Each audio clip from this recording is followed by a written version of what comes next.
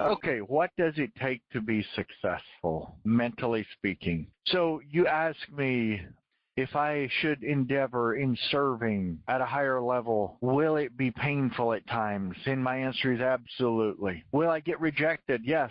Will I be confused at times? Yes, you'll choose that. Will I feel alone at times? Yes, very much. Will I feel like it's not worth it? Yes, for sure. Will I feel like quitting? Yes, absolutely. Will I feel discouragement? For sure, a lot of it. Will I feel like I'm being misunderstood? Yes, you'll feel that too. Will I feel like the biggest failure out there? Yep, you got it. That's you. Will I feel like it's no longer worth going on? Yep, that too. Will I want to quit?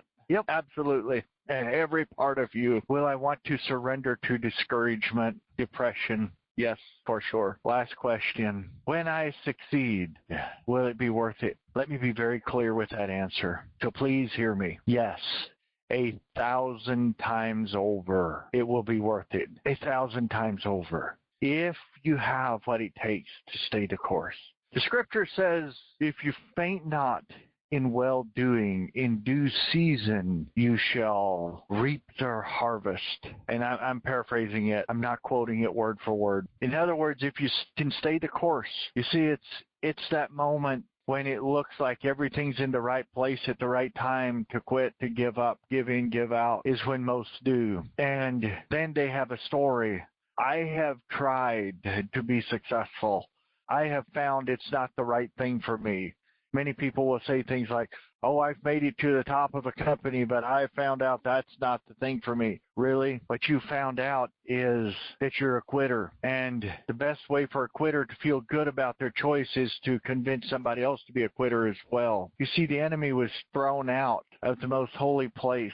And the best way for him to feel any revenge or good is to get as many people to follow him as possible and to become lackadaisical, become weak, become less determined, less committed, less focused, to surrender to the pain of rejection, to the pain of defeat. One of the best golfers of all time said, oh, so you want to be a golfer? You want to be able to hit like I do? Really? And the people were like, yeah, I really do. Really? He goes, then you'll get up in the morning at 5:30 and you'll go down to the course and you'll hit 1,000 balls until your hands are bleeding. And then you'll go up to the clubhouse, you'll wash that off, get a drink and eat a little, and you'll go back down and you'll hit another 1,000 balls. Do you still want to be as good as I am? Much less hands went up. You see, they seen they had to pay a price. My friends, if you're going to be successful in any area of life, you're going to pay a price. Don't try to avoid it or shortcut it. Oh, if I could just connect with this,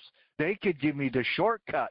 Really? Are you kidding me? There is no shortcut. When God wanted to save the world, there was no shortcut. He came down and carried his own cross until he no longer could carry it. And then somebody else carried it for him, but he still was nailed to it and was hung up there in shame, agonizing pain. But none of that was as agonizing as the pain of the sin of the world being put on him. But my friends, do you really want to be successful? It's going to be painful. I'm not going to cut through and try to make it sound like it's hype it up for something that it's not. It's not easy for the faint of heart. No, not going to be easy for you. But let me come back and encourage you and tell you it will be worth it. But let me tell you, yes, when you feel discouraged, that's normal. When you're sweating and you're doing something that nobody knows the good deeds that you're doing, you still get to do the good deeds.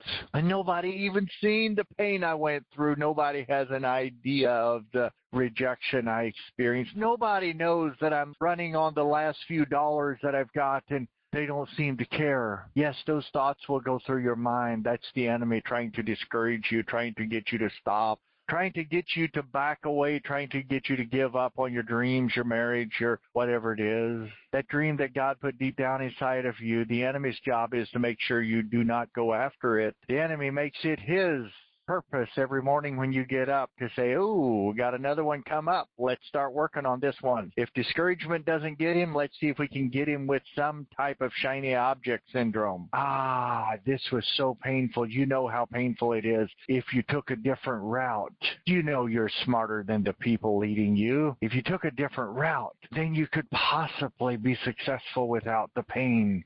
I'll never forget this guy that I shared this before. I'd worked with for a while, and there come a time where he was having some level of success, and his team needed his help. And one morning I tried to reach him to say, "Hey, I know this is on a Saturday, but your team needs your support." He finally gets back with me an hour and a half later with a short text saying, "I'm living the dream I am doing," and then he stated what he was doing. I didn't respond to that because I realized this guy had already lost his momentum. He was on his way out. It didn't show up for another 2 years, but when it did, yes, he was totally on his way out, and he lost all that he had gained. But the point is, when his business needed him the most, he was living his dream because he had some level of success, and he thought it would always be that way. That very same man later decided to try to teach people how to be successful, so he puts a post up that would get the attention of people, and he did a few. The post said, that was back when I was still on social media, the post said, "Do you want to work hard or work smart to be successful?" Of course, a lot of people said, "I'd rather work smart as to work hard." Doesn't that sound appealing? Of course it sounds appealing. If I can work smart and don't have to work hard anymore, who wouldn't take that option? That's a great option, to work smart and quit working hard. Working hard is only for the ne'er-do-wells, the people that don't know how to work smart, right? Wrong. The people that are truly have wisdom in their heart are the ones that get out and work hard. They know what it takes to be successful. It doesn't come free. Freedom doesn't come free. Let me tell you a story. There were some people, 56 men that signed the Declaration of Independence. Most of those men lost their lives prematurely, went to an early grave. One of them in particular that just saddens my heart when I hear his story and am engaged in it, in absorbing what happened to this man. I'm reminded that at one point the enemy comes in, and they were so aggravated at these men that stirred up this movement for freedom for the country of the United States. They took his wife and put her in prison. She only lasted about 3 months with the treatment that she got until she passed away. Many of them, the children were caught, and not many, but some of them, their children were caught and were killed. I don't want to be too graphic, but it was really bad what was done to them prior to them being killed. And so many of the men came down with great illnesses that had signed the Declaration of Independence.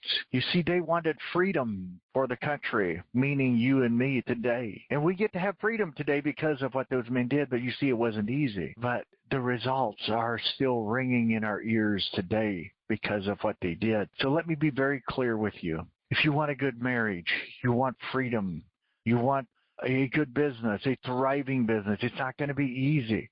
It's going to require commitment. It's going to require dedication. It's going to require persistence. It's going to require, when you are in the greatest pain, that you pick yourself up and keep going, even when you want to quit, even when it looks like everything's going against you, even when it looks like you will never make it. It's when you pick yourself up and take another step.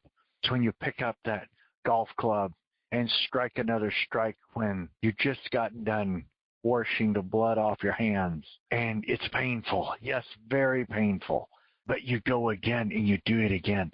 My friends, mental toughness isn't given to us. It is developed. We are born with one fear, and that fear is the fear of a loud noise. All the other fears we develop. We develop the fear of failure. We develop the fear of success. We develop the fear of what they might say about us. We develop the fear of all those other fears that we are plagued with today. We develop, and then we live in those stupid fears. Let me be very clear. It's not what they say about you that will determine your success or failure. It's what you say about you that will determine your success or failure. Thank you. Just make it a great day. Let me remind you one last time. If you stay the course, it will be worth it 1,000 times over. Make it a great day, and as always, remember, don't settle for less than who you are. May God bless you.